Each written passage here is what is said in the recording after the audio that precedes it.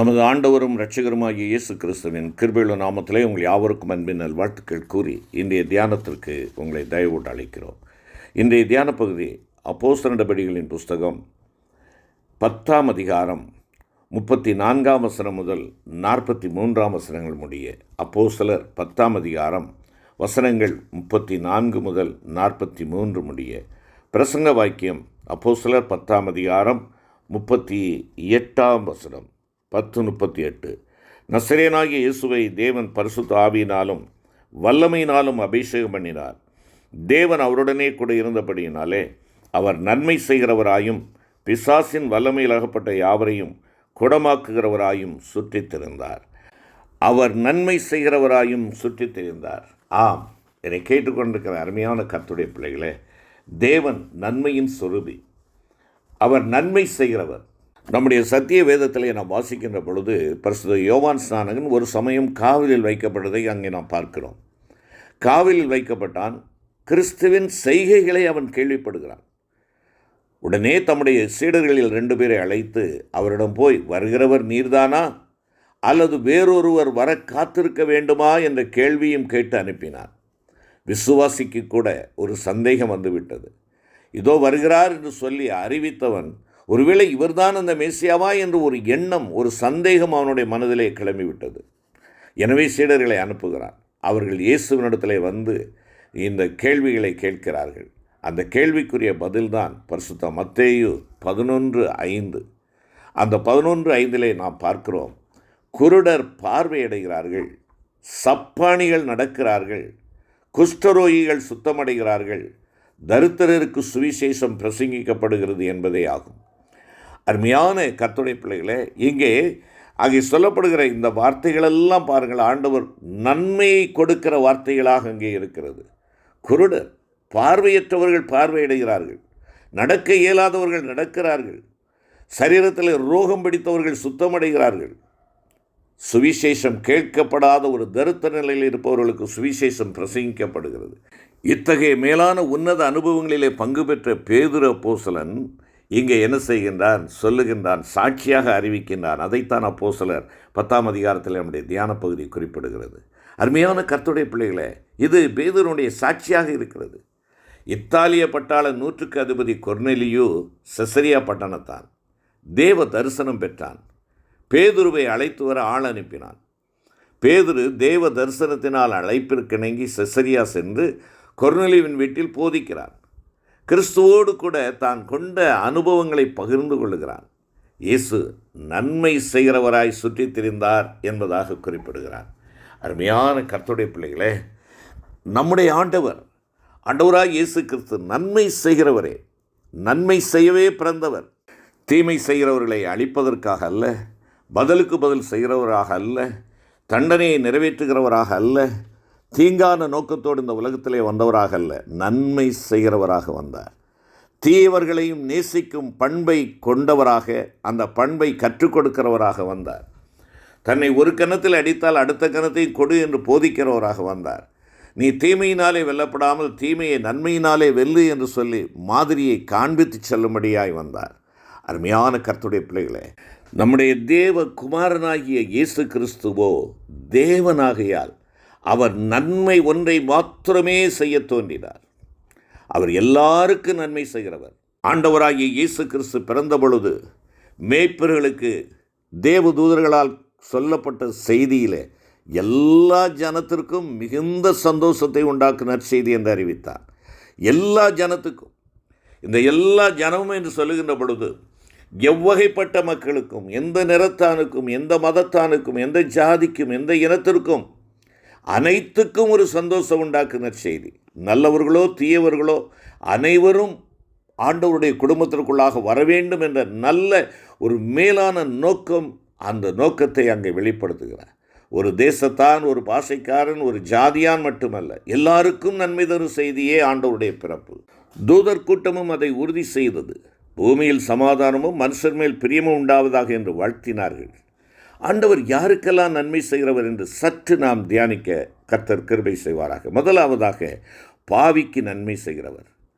பாவத்தால் பரதேசின் வாழ்விழந்தவன் மனிதன். பெரும் பாவியை சமுதாயம் பாவி என இகழ்கின்றது. பல மார்க்கங்கள் பாவியை அழிப்பது, அவனை தண்டிப்பதே தன்னுடைய கடன் என தீர்க்கின்றது.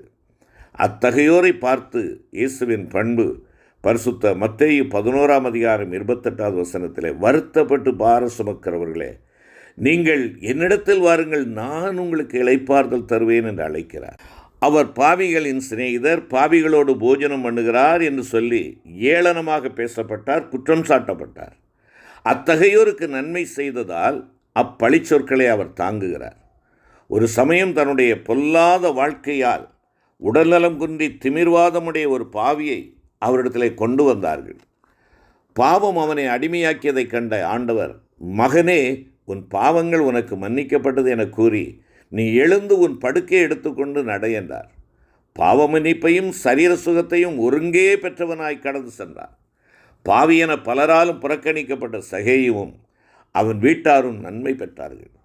அவனுடைய இருதயத்திலும் அவன் வீட்டிலும் சமாதானம் பொங்கியது. அன்று மட்டுமன்று, இன்றும் இயேசு கிறிஸ்து நன்மை செய்கிறவராகவே இருக்கிறார். பிற்கால வாழ்க்கையில் பரிசுத்த அகஸ்தீன் எனப்பட வாலிபன் துன்மார்க்கனாய் தாய் சொற்களை அவமதிப்பவனாக அலைகிறான். குடிவெறி, சூதாடல், துன்மார்க்கம் நிறைந்த ஒரு வாழ்க்கை. கயவர் பலர் தோழர்களாக இருந்தார்கள். அழிவை நோக்கி ஓடும் அவல நிலை. ஒரு நாள் ஞாயிறு பாடசாலையில் ஜன்னல் அருகே அவல நிலையில் நிற்கிறார். இயேசு ரட்சகர் நன்மை செய்கிறவர் என்னும் செய்தி பிள்ளைகளின் பாடல்களால் காதில் விழுகிறது. நன்மை செய்யும் ஆண்டவர் இதயத்தை தொட்டார். ஆத்துமா சமாதானமும் சாந்தியும் பெற்றது. மாறினது அவருடைய அவலமான வாழ்க்கை. இயேசு கிறிஸ்துவின் அருள் தொண்டனாக மாறினார். இன்றும் பாவிக்கு நன்மை செய்கிறார். அருமையான கர்த்தருடைய பிள்ளைகளே, எனக்கு நன்மை செய்த ஆண்டவர், என்னுடைய துன்மார்க்கத்தில் என்னை விடுவித்தவர், என்னுடைய தற்பெருமையிலிருந்து, என்னுடைய மூர்க்கத்திலிருந்து, என்னுடைய கோபத்திலிருந்து என்னை மீட்டெடுத்த என் ஆண்டவர் இன்று அவருக்காக பணி செய்யும்படியாக என்னை அழைத்திருக்கிறார். அந்த தேவன் இன்றும் ஜீவிக்கிறார். உங்கள் ஒவ்வொருவரையும் அவர் அழைக்கிறார். நன்மையின் சொருபியாக ஆண்டவர் உங்களுக்கு நன்மை செய்ய விரும்புகிறார். வரமாட்டீர்களா? இரண்டாவதாக, பகைவருக்கு நன்மை செய்கிறவர். ஆண்டவருடைய திரு அவதார காலத்தில் அவரை பகைத்தவர்கள் ஏராளமான பேர். பாவியை நேசித்ததால் தங்களை சன்மார்க்கர் என எண்ணியவர்கள் அதிகமாக ஆண்டவரை பகைத்தார்கள். அவர்களுடைய மாய்மாலத்தை கண்டித்து அவரை கடூரமாக பகைத்தனர். அவரோ அவர்களுக்கு நன்மையே செய்தார். அவர் போதனையும் அதுவே, சாதனையும் அதுவே தான். பரிசுத்த மத்தேயு 5:44-45 நான் உங்களுக்கு சொல்லுகிறேன், உங்கள் சத்துருக்களை சிநேகியுங்கள், உங்களை சபிக்கிறவர்களை ஆசீர்வதியுங்கள், உங்களை பகைக்கிறவர்களுக்கு நன்மை செய்யுங்கள், உங்களை நிந்திக்கிறவர்களுக்காகவும் உங்களை துன்பப்படுத்துவர்களுக்காகவும் ஜெபம் பண்ணுங்கள். இப்படி செய்வதனால் நீங்கள் பரலோகத்தில் இருக்கிற உங்கள் பிதாவுக்கு புத்திரராயிருப்பீர்கள். அவர் தீயோர் மேலும் நல்லோர் மேலும் தமது சூரியனை உதிக்க பண்ணி நீதியுள்ளவர்கள் மேலும் அநீதியுள்ளவர்கள் மேலும் மழையை பெய்ய பண்ணுகிறார் என்பதாக அங்கே குறிப்பிடுகிறார். அன்றொரு நாள் கெத்செமனே தோட்டத்தில் இயேசுவை பிடித்த சேவகருள் மல்கூஸ் என்ற ஒருவனும் உண்டு. அந்த மல்கூசுவை பேதுரு காதர வெட்டினான் என்று சொல்லி வேதம் சொல்கிறது. ஆண்டவர் பகைவருக்கு நன்மை செய்கிறவராகையால் அவனுடைய காதை தொட்டு சுகப்படுத்தி, பட்டயத்தை எடுத்தவன் பட்டயத்தால் மடிவான், பட்டயத்தை உரையிலே போடு என்று பேதுருவை கடிந்து கொண்டார். சிலுவையில் பாடுபடுகையில் பகைவருக்காக மன்றாடுகிறார். நன்மை ஒன்றையே செய்து கொண்டிருக்கிற இயேசு கிறிஸ்து அவருடைய பிள்ளைகளாகிய உங்களையும் என்னையும் அவ்வாறு பணிபுரியவே விரும்புகிறார். அன்றொரு நாள் ஸ்தேவானை கொல்லும்படியாக பகைவர்கள் சூழ நின்று கற்களை வீசுகின்றார்கள். ஆனால் அந்த முதல் இரத்தச் சாட்சியான ஸ்தேவானோ முழங்கால் படியிட்டு தன் கண்களை பரத்திற்கு ஏறெடுத்தவனாய், பிதாவே, இவர்கள் இரத்தப்பழி இவர்கள் மேல் வராது மன்னியும் என்று வேண்டுகிறான். ஆண்டவர் இதைத்தான் தன்னுடைய பிள்ளையிடத்தில் விரும்புகிறார். உங்களிடத்திலேயும் என்னிடத்திலேயும் இதைத்தான் ஆண்டவர் எதிர்பார்த்து நிற்கிறார். நிறைவாக பக்தருக்கு நன்மை செய்கிறவராயிருக்கிறார். பாவிக்கு நன்மை செய்கிற ஆண்டவர், பகைவர்களுக்கு நன்மை செய்கிற தேவன் தம்முடைய பக்தருக்கும் நன்மை செய்கிறார். ஆண்டவராகிய இயேசு கிறிஸ்து தம்முடைய பக்தருக்கு நன்மை செய்கிறவராக சுற்றித் திரிந்தார். கானானிய பெண்மணி மிகுந்த பெரும் பாடுடையவள், தன்னுடைய ஆஸ்திகள் எல்லாவற்றையும் விற்று மருத்துவம் செய்தவள், ஒரு பலனும் கிட்டவில்லை. அவள் மனதிலே ஒரு தீர்மானிக்கிறாள், நான் ஒன்று செய்வேன், ஆண்டவராகிய இயேசுவின் வஸ்திரத்தின் ஓரத்தை ஆகிலும் தொட்டால் சுகமாவேன் என கூறி அவளுடைய விசுவாசத்தோடும் உறுதிப்பாட்டோடும் பிறர் அறிந்திரா வண்ணம் அந்த கும்பலோடு கும்பலாக சேர்ந்து இயேசு கிறிஸ்துவின் வஸ்திரத்தை தொட்டாள். ஒரு விசுவாசியாக, ஒரு பக்தையாக, ஆண்டவருடைய வஸ்திரத்தை தொட்டால் எனக்கு சுகம் கிடைக்கும் என்ற அந்த விசுவாச பற்றுறுதியோடு அவள் தொடுகிறாள். ஆண்டவரிடத்திலிருந்து வல்லமை புறப்படவே அவள் சுகம் பெற்றாள். தம்முடைய பிள்ளைகளுடைய தேவை பெரிதோ சிறிதோ ஆண்டவர் கவனமுடையவராக இருக்கிறார், நன்மை செய்கிறவராக இருக்கிறார். கனம் ராக்லண்ட் ஐயர் அவர்கள் சென்னையிலிருந்து நடந்து திருநெல்வேலிக்கு செல்லுகிறார். ராமநாதபுரத்து அருகே வருகின்ற பொழுது இருட்டாகிவிட்டது. வேலைக்காரர் மூட்டைகளுடன் சற்று தூரமாக சென்று விட்டனர். ஆனால் ராக்லண்ட் அவர்களை காண முடியாததால் ஆற்றோரத்திலே மணலில் தங்கிவிட்டார். நள்ளிரவில் ராமநாதபுரம் பிரபு வண்டியில் வருகிறார். அவர் படுத்திருப்பதைக் கண்டு தட்டி எழுப்பி காரியத்தை அறிந்து வண்டியில் ஏற்றி இரவு நல்ல ஆகாரம் கொடுத்து தங்க வசதி செய்ததோடு காலையில் வேலையாட்களை தேடி அழைத்து வழியனுப்புகிறார். என்னை கேட்டுக்கொண்டிருக்கிற அருமையான சகோதரா சகோதரி, நீ நான் அவரை உறுதியாய் பற்றி கொண்டு விசுவாசத்தோடு அவரிடத்தில் வருகின்ற பொழுது நன்மை செய்கிறவர். நீ வாடிட அவர் விரும்பவில்லை. உனக்காக பரிதவிக்கிற ஒரு ஆண்டவர் உண்டு. நன்மை செய்கிற தேவன் அவர். ஜெபிப்போம். கிருபை நிறைந்த ஆண்டவரே, நன்மை செய்கிறவராகவே சுற்றித்திருந்த எங்கள் அன்பின் ஆண்டவரே, பாவியாகி எனக்காக நன்மை செய்தீர். ஆண்டவரே, உம்முடைய பகைவனாக இருந்த எனக்காக நன்மை செய்தீர். உம்முடைய விசுவாசிகளாக இருக்கிற எங்களுக்காக நன்மை செய்கிறவராக இருக்கிறீர்.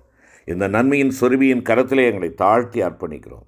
நாங்கள் உம்மை மாத்திரம் மகிமைப்படுத்த நீர் எங்களுக்கு பலன் தாரும். மீட்பர் இயேசுவின் மூலம் வேண்டிக் கொள்கிறோம் நல்ல பிதாவே. ஆமென்.